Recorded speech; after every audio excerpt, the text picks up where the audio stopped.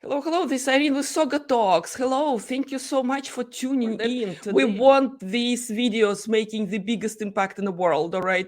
So please, please follow SaugaTalks, not just for Irene's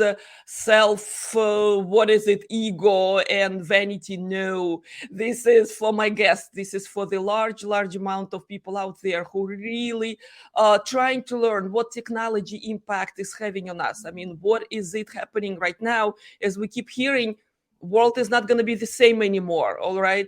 And here I'm so privileged to speak with extremely influential, bright people on the planet, around the globe, because the audience is global, right? The speakers are global, and I am trying to keep up with all the trends over here on SaugaTalks. So today is my day because Tim Hughes is with me. Tim, how are you? I'm very well, Ari. Do you know, I am.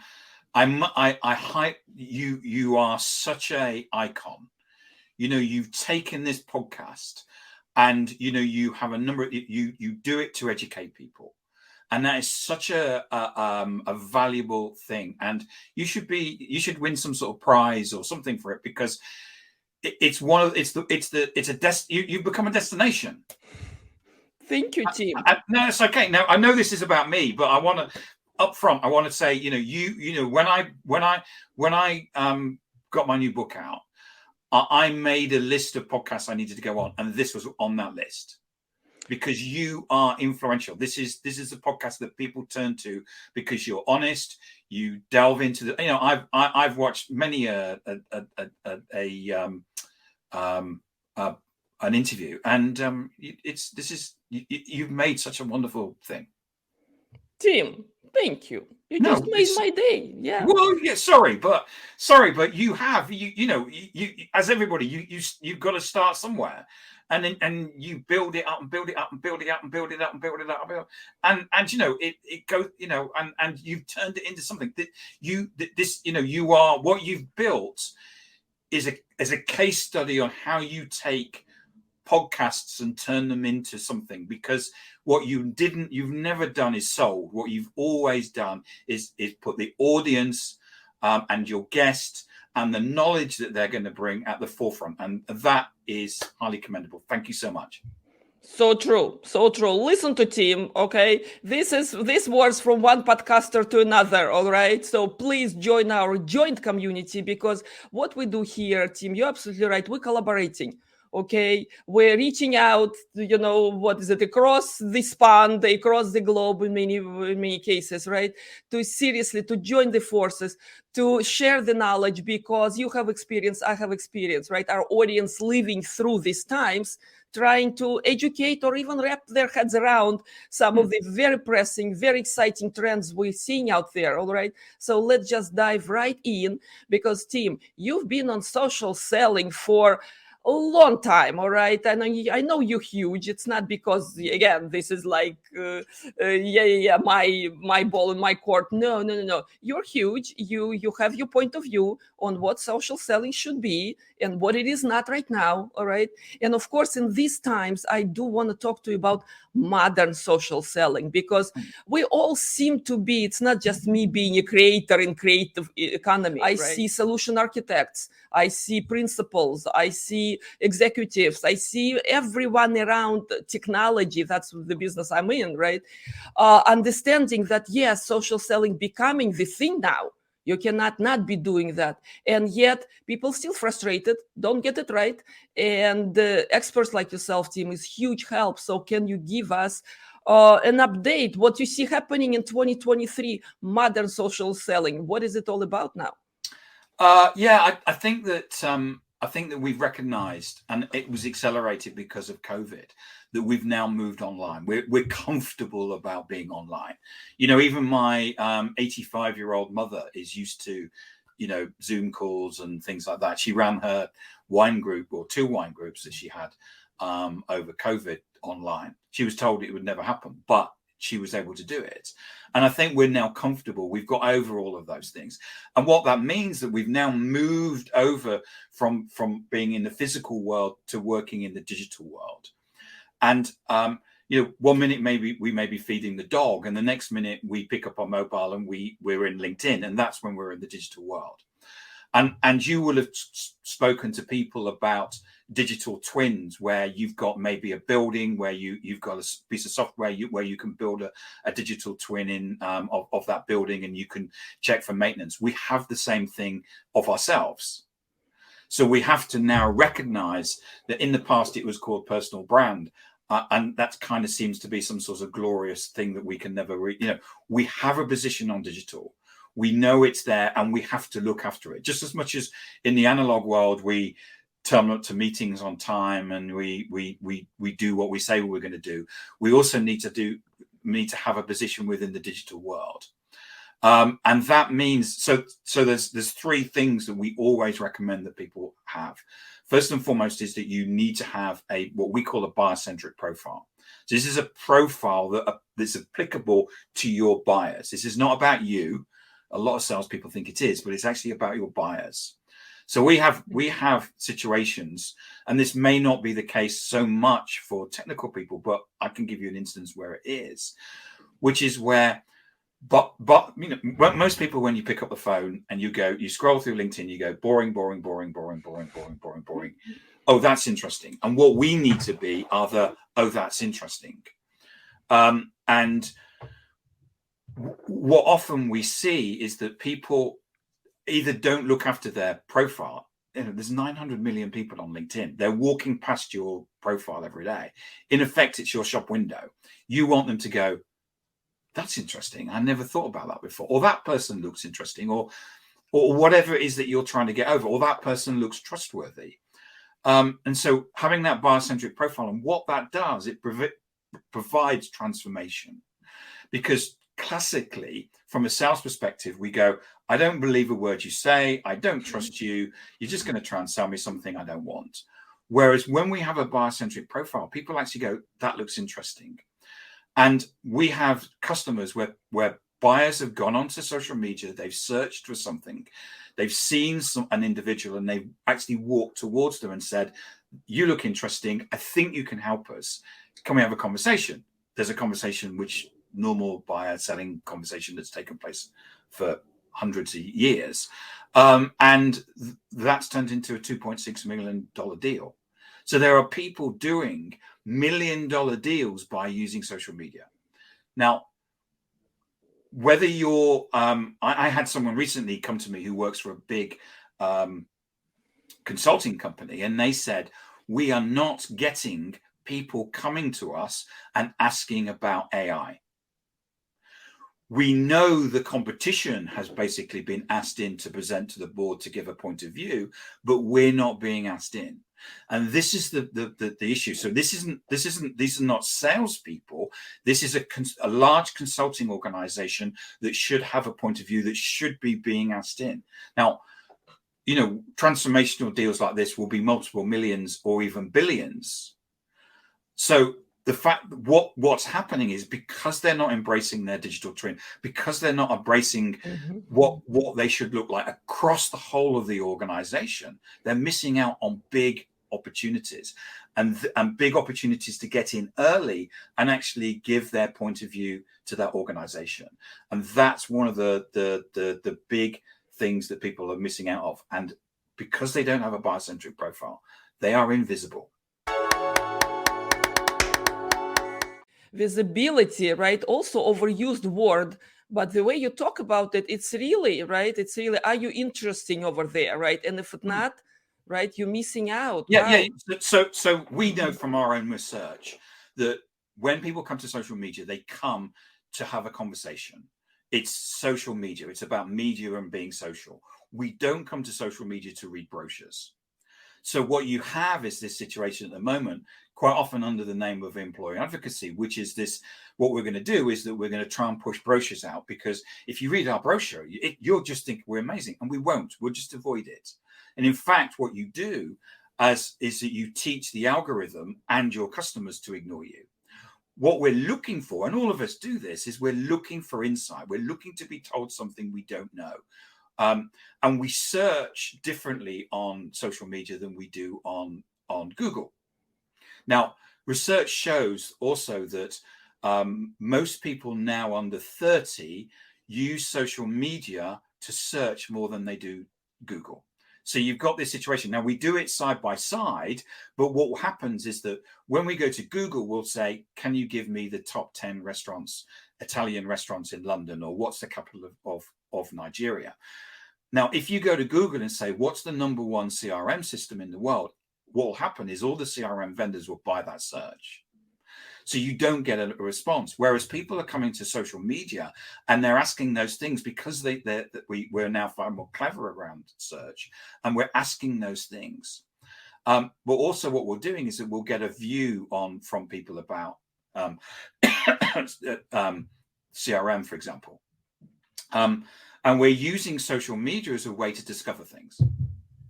The only way that you as an individual can, what we're trying to do is make sure that the thing that we sell is that we're going to be found. The only way that you can do that is to make sure that you have a wide and varied network. This is the second thing that you need. So you need to connect to people. Now, when you connect to people, this isn't about connecting to people and say, hi, I'm Tim Hughes and I'm your local salesperson, because people will just ignore you, because all you're going to do is connect and pitch. And that's not social selling, it's spam. So what you need to do is learn a way of connecting to people and connecting to people in a way that they're going to respond and actually connect. Now, you can do that. We actually teach people how you can do that. But when you connect, this is your opportunity to have a conversation. Now, what people don't seem to realize is that conversations create sales. All of the people that you've had on, that you've interviewed from a B2B perspective, whatever they're selling, because they've come here to have a conversation, requires them to have a conversation to sell whatever they're selling. So what we need are conversations.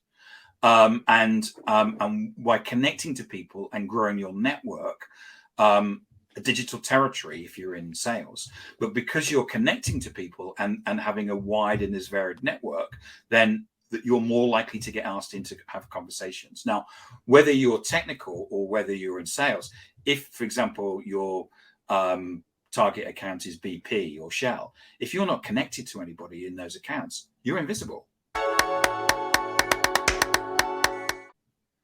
So you're not going to have conversations, and they're not going to go, oh, social selling, Tim Hughes. Oh yeah, I'm connected to him. Oh, he creates this great content. If you're not connected to somebody, they're not going to see you. So again, that you're invisible. So that's two things that you need in terms of having a buyer-centric profile and a network that you can basically connect, where you've connected to people and the people that you're trying to influence. Maybe you're trying to sell to them, but ultimately you're trying to influence. Yes, Tim, there is no argument here, okay? You make it sound simple, all right? And it's I'm not, glad. because I'm glad. Exactly. I know that it takes intention and dedication just to execute on what you just said in simple terms, of course, right? So dedication, meaning that kind of knowing what you represent. All right. And that's just my point of view over here, right? What is it you carrying forward to the world? All right. Mm-hmm. Yeah. Whenever anyone comes to your profile, they need to see what you stand for. They need to see that you have a passion for something, because if you don't have a passion, then it comes across that people won't believe it. The other thing that people miss is that they think their profile is about selling, and it's not. Unfortunately, we have this term social selling, so people think it's about selling on social, and actually we don't like being sold to. We actually, if someone comes to sell to us, we actually have a fight or flight reaction to it. What we're looking for is expertise. So you're salesy actually by demonstrating your expertise. This podcast is a great example of that. Irene, you don't need to sell yourself, because it's Irene and she's got that podcast and she's had that person and she's had Marcus on and she's had and so therefore what you're doing is by educating is that you're actually demonstrating your expertise, and that's what we're looking for as buyers. He must be the best person in the world about this, because he's obviously passionate and caring about it, and he can talk about it with insight. The other thing is that we're looking for human beings. We're looking for people because it's the people ultimately that are going to provide the project to us. So we're very good as individuals at working out, do we like that person or do we not like that person? And what we do is that we teach people to write in a way using storytelling techniques, but also write in a way where people go, you do look interesting. So, for example, Chris Fleming, who's the CEO of Cyberhawk, they're a drones company. And he writes in my book about what they decided to do. They've actually got the whole of the C-suite on social media. They look like an organization that you could do business with, that you could walk towards and ask questions of. And what also is that he tells a story in his summary about himself. He said he was horrible at school. He got thrown out of school. But what happens is that he says by all of those things allowed him to be a better person or be a better CEO. And part of that is if you lean into who you are, that's what we're looking for. It doesn't matter if you're technical. That your technicality is your skill. It's your unique selling point is who you are, your experiences, where you've been, what you've done. That is what we're looking for. And if we're looking for big problems to be solved within an organization, it's people with those skills, but a human element to it that we're looking for. And that's what you need to get over.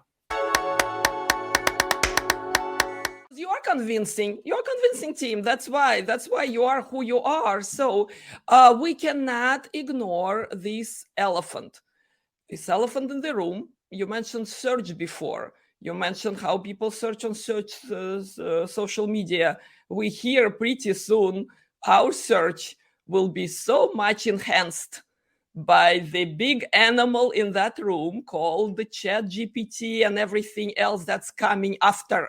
Okay, this is just the beginning. So tell me how you feel these days, because I am intrigued and I'm excited. All right, things I see about it, things I see in it. Okay, I know it's only dated 2021. Not long, we'll have next version. So it's not about that. It's about how we're gonna be who we are going forward. Tim, what's your take on this? I'm really excited about the future, about AI. I think we're going to look back when we talk again in 5 years' time. We'll look back on this and we'll laugh. Just as much as we will laugh. When we've got these amazing computers. I don't know why we call them phones, because I don't ring anybody anymore. But I had a BlackBerry, which I thought was just amazing, and it's kind of like you had a BlackBerry, and it was at the time. And I had one of those little Nokias where I used to play Snake and stuff like that. And I thought that was just brilliant, the way that you no longer had a call. A telephone was something in our house, which was you had a call, and it was, and my parents used to say it was expensive to use it, so we never rang anybody. And that's what's going to happen with AI, is that things are going to change. At the moment, ChatGPT is pretty. It's powerful, but it's doing is it's a word predictor. So people that don't know, there's two elements. There's the ChatGPT, and then there's basically something on top which checks to see that the answer is okay. So, for example, I don't know if people remember, there was a AI that Microsoft put out, which was on Twitter, and they shut it down after it said things like Adolf Hitler was a nice person. So what we have is the ChatGPT, the AI, which all it's doing is trying to predict the next word. Now, it has access to all of the data that humans have ever written, but you can imagine, humans have written all kinds of things. Adolf Hitler wrote a book, and so it has access to all kinds of things. And on top of that, you've got this filter to make sure that it says the right thing. And there's people having fun at the moment saying, because you can't. If you say, give me 5 ways to commit suicide, it will say, I can't do that. And that's the filter being basically being applied to it. But in the future, we're going to have our own AIs. We're going to have AI in our phone. And just as much as I was talking to someone the other day, and they, like us, we've got Alexa in the kitchen. And, we were having a conversation, and there may be like a conversation about the Rolling Stones. And you go, well, how old is Mick Jagger?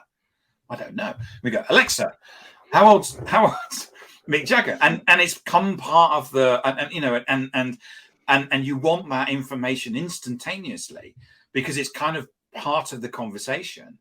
And that's what AI is going to better enable us to do. Is it's going to become part of our lives, and really it's about embracing it, and it's going to have a massive impact, just as much as IT did.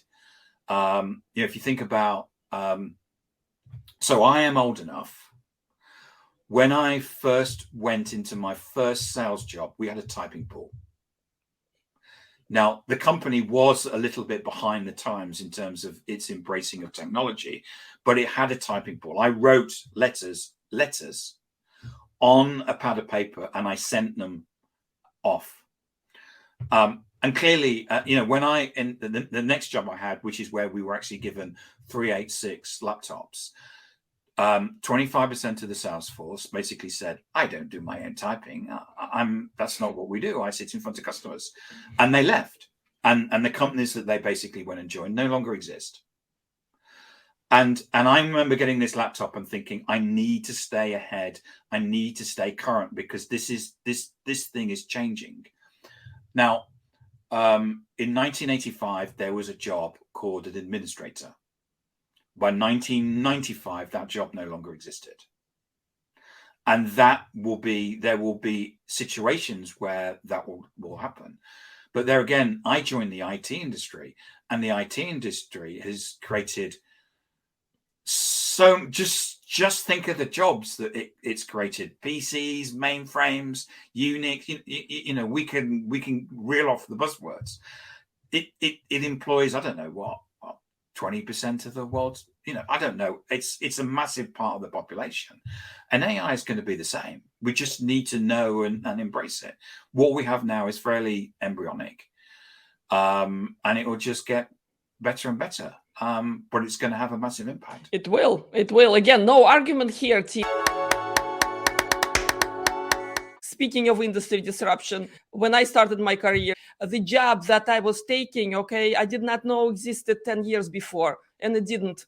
All right. And being Oracle developer, and then other vendors, and then going broad and going, into professions in a way that it carried my career forward. This is an example. All right. How about other AI now? AI prompter. That will be the role. Okay.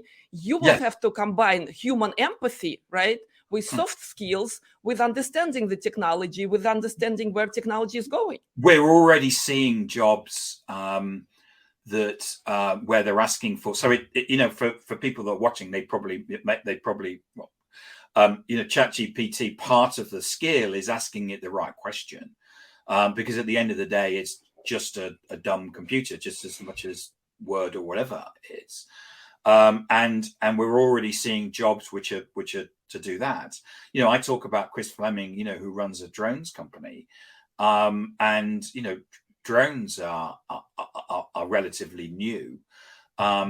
They have a piece of software. They, as well as being drones, they create software. So in effect, what you can do is you put the drone up around the oil rig, and it comes back and builds a digital twin of that oil rig, so you can see what needs maintenance, what the distance is, and stuff like that. And while wow, that's great, it actually that's current and present.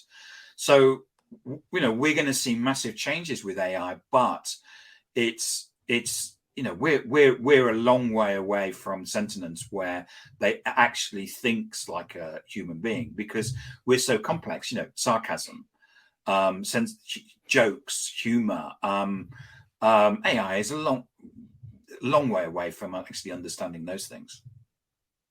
Yep, actually, I'm seeing very interesting experiments with AI humor, and it's as dumb as you can imagine. And at the same time, it does rely on some of our insecurities as well. So this is like another form of art that I'm sure will be developing. Yeah. And I think that, there was a thing recently where the rapper Drake had a song But there again, the AI couldn't do Nick Cave. So there you have two different people. And what someone said to me was, well, yeah, Drake's songs are very predictable, whereas Nick Cave basically is like, I don't know where he gets his inspiration from, but he's very different from the songs that Drake creates. So yes, I think that AI will become a brush just as much as in art, and it will become part of the creation process. But I've just seen a piece of research about what jobs will go, and anything where there's a gig economy, anything that where it can be automated, it will be automated. But there again, that means what that does is it moves humans up the supply chain. If you're having to think, or you're having to create something, then you're going to have a job, and that you're going to be required.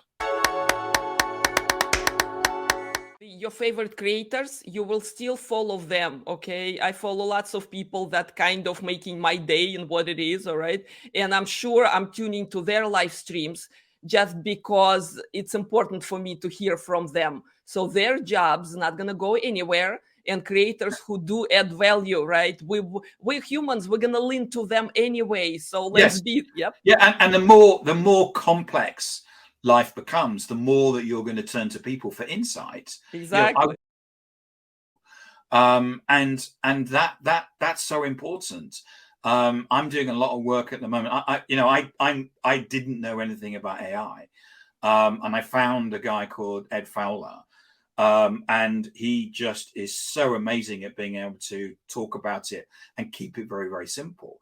So I said to Ed, let's run a podcast. So we've started a podcast that we run every 2 weeks, and just like this, we run it live. And but I've done it because I didn't know anything about AI, so I leaned into the subject. So it requires me to read up about it, and I think it's one of those things. I saw my parents, when computers come out, not want to get involved.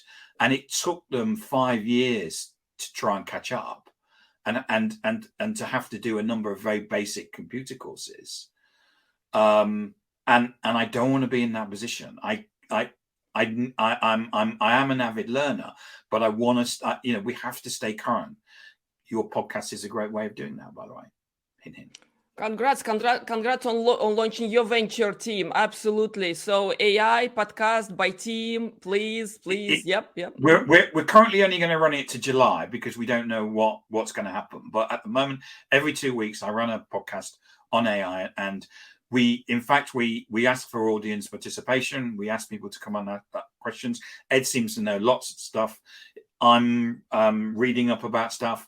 So we actually did gaming today, and 10 minutes on gaming, and I know nothing about gaming. Now you do. I do, and I learned things about NPCs, non-playing characters.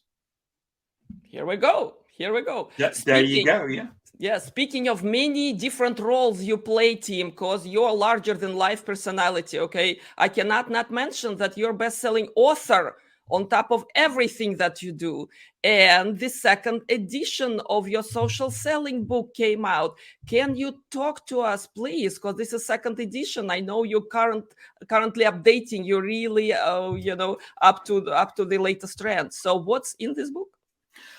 Thank you for asking. So the first edition came out in 2016, and a lot had changed. The book started selling more during COVID, and the publisher Koga Page came to me and said, we need to do a second edition. So what I've done is that I pretty much rewrote it. And I also went out to a whole bunch of people who were practitioners and said, there's this bit in my book, could you write something very practical? So the first edition had 187 pages, and the new one has 306.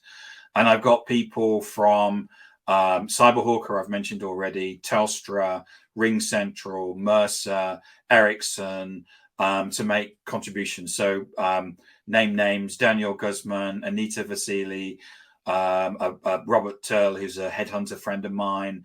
Mark Schaefer's written the foreword, and got them to go, basically asked people and said, you run a podcast, you're very good at creating community. Explain to me how you created that community. So we've actually got somebody, who's written about that. Because I still get people that seem to think that social selling is somehow new. Whereas Chris Fleming at Cyberhawk's been doing it for 2 years. He's actually been running a digital organization for 2 years. So as I always point out to people, if you're already 2 years behind, and we're getting some amazing figures from people that are doing social selling when compared to something like cold calling. So with the book, really wanted to put into the detail, the up-to-date information, the changes that have taken place, and I'm really proud of it. And I think it's the feedback I'm getting is just awesome. A lot of people come to me and say that it changed their life. Congrats on the book. How can you write a book and someone says it? The reason why I wrote the first one was my dad unfortunately has passed away, but he at the time he was suffering from dementia, and I wanted to share in the first book and say, look, your son's written a book. He's obviously turned out okay, and I just wanted to sell one, and it's turned into a massive bestseller, and it has a real interesting cult following, and I'm just so pleased with it. Fantastic, Tim. Well deserved. Absolutely. I encourage everyone. We'll put the link in the description of this video. I encourage everyone to check out the book. I'm getting it, Tim, because I'm looking at the content of the book. All right, and it's for everyone. And again, I'm not commissioned by Tim. Irene is not commissioned by me. I'm not commissioned. It's for leaders. It's for salespeople. It's for marketers. I've even had technical people come to me and when they say, I'm a technical person and I need to have a position out on digital, on LinkedIn. I need to be visible, and I need to understand the basics. And the book, if you want to understand how to use social in a way to drive revenue, to drive meetings. This is not about fluffy stuff and how to put flowers on your profile. This is about how to strategically use social media to drive revenue in your business. If growth and revenue is something that you're interested in, you need to understand how to do that in a digital first world. Absolutely. If you're part of an organization, if you're a standalone freelancer, if you are mini business owner, or if you're maxi business owner, all right, that's a great book. I'm getting it. Again, not commissioned. We are digital friends with Tim, all right? So Tim was my guest on SaugaTalks before. I attended a few events by fabulous other digital friends out there where Tim was present. So this is what we're forming in this social world right now, and this is very rewarding, don't you think, Tim? Oh, absolutely. I think I think this digital world is I've met some amazing people, and I've met some of those people in real life, and I think that this ability to be able to connect to people across the world, you can take your business global. You can be a small business and you can take it global. You can be a small business and you can compete with bigger companies who have more budget and more resource from you and win. So we use this example where we use a product called Brand24 to look at social media influence. It measures influence, not retweets and stuff like that, actually influence them. And so if you take the hashtag digital selling of the top 20, people in my company are the top 10, because that's the category that we want to own. There is a company with 500,000 employees, and they have 30 million followers on LinkedIn who use that hashtag, and they're not even in the top 20. That's something to take in, Tim. Yeah, they have. Yeah. Way more resources than I have, resources and budget that I can't even imagine. But as a small business, you can own the category. One of our clients wants to, they make displays. And one of the things that they want to be number one in the world for is power supplies, because that's important to them. And they're number one in the world for power supplies. Now, they're important because they want to influence that. But they also, the revenue side from that is that they get a piece of inbound, one piece of inbound every month from that, saying, see that you know your stuff about power supplies. Can you come and talk to us? In the conclusion of our talk, I cannot not ask you about low tech on your background. Okay, what's this beautiful piece over there I'm seeing, just for the interest of our audience, right there? Yes. So this is my great grandfather's gramophone. So it's been passed down to me over the years, and it plays 78 records. So I have inherited both this gramophone and 878s, and this is one of the tape recorders that my father was a sound engineer at the BBC. This is one of the tape recorders he had, and I have another one which is in a museum in Scotland, and I have all of his reel-to-reel tapes, which I need to basically go through and work out what's on them. Fascinating. I could not ask about that. Thank you so much for sharing this, Tim, with everyone, with the world over there. So how about we taking technology of the past, we're taking it into the future, don't you think? I mean, with all the innovation happening, these pieces, they warm our hearts, they connecting us to, those who went before us. Well, this is interesting. This is quite, at the time, this is the height of technology. Exactly. I know what you mean. It has no battery. It's wound up. It's not connected to the mains. It